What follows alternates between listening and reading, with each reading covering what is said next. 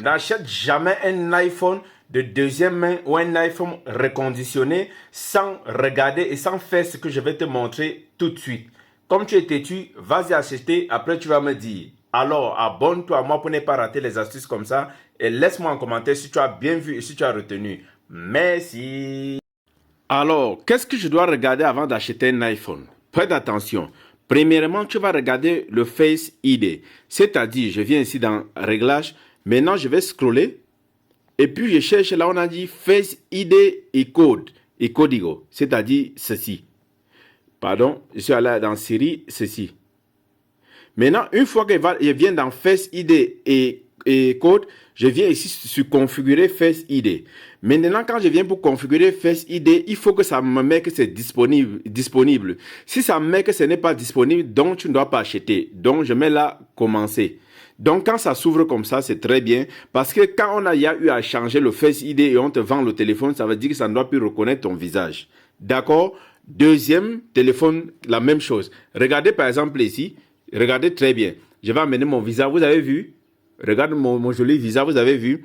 Donc, c'est en train de reconnaître mon visage. Ça veut dire que cet iPhone-ci, la première condition est déjà remplie. Allons-y voir la deuxième condition.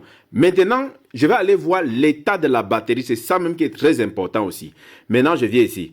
Si c'est un iPhone de deuxième main et qu'ici ça me met réparation, là maintenant je peux discuter bien le prix. Je dis à la personne, je dois aller changer la batterie. Mais si tu ouvres là et que c'est 100% là, c'est très bien pour toi. Ça veut dire que l'iPhone, on n'a pas encore beaucoup utilisé et que c'est bien. Ça peut descendre même ici jusqu'à 90, 85, tu peux toujours acheter.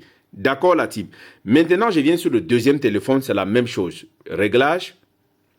Je viens sur le Face ID, Face ID et code.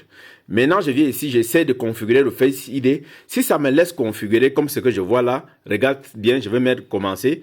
Vous avez vu, je vais enlever le téléphone là, mais j'essaie de mettre mon visage. Vous avez vu, ça a commencé à enregistrer mon visage. Très bien. Donc, quand c'est comme ça veut dire que je peux déjà acheter cet iPhone. Et aussi, je dois regarder l'état de la batterie. J'insiste là-dessus. Ça, c'est l'iPhone que je viens de changer la batterie tout de suite sur la vidéo antérieure. Donc, regarde maintenant. Je viens ici. Vous avez vu, l'état, c'est 100%. Je peux acheter cet iPhone sans avoir peur. C'est très bien et ça va bien fonctionner et ça va beaucoup durer. Alors, abonne-toi pour ne pas rater les astuces comme ça, la team.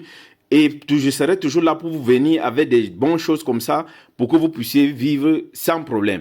Alors, au revoir.